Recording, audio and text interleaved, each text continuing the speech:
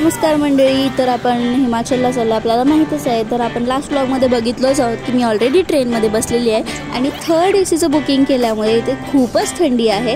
4-5 दिवस झालं मी अजिबात पाऊस बघितलेला नाही आहे, पण आपल्या महाराष्ट्रात खूप पाऊस चालू आहे.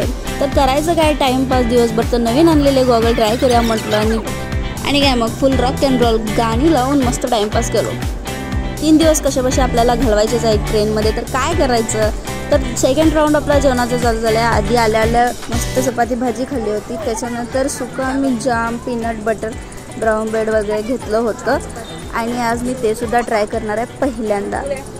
घरातून वाळा खाणार, चिरमुळे, भडंग, फरसाणा हे सगळं होतंच आणि तिखटचे असे शंकरपाळ्यासुद्धा घेतल्या होत्या. आणि हे पीनट बटर मी पहिल्यांदाच खाणार होतो.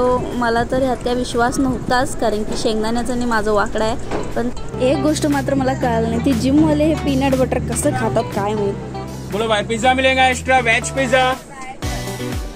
बोलो चणे फुटाणे मुरमुरे वगैरे ठीक आहे हो, पण पिझ्झा, गरम गरम पिझ्झा सुद्धा ट्रेनमध्ये होता माहिती आहे का. रात्री झोपताना अशी सगळी वाईट बेडशीट ओढून झोपतात, झोप लागेल का नाही शंकाच आहे माणसाला. अशी ही रात सुद्धा मजेशीर घालवली आहे.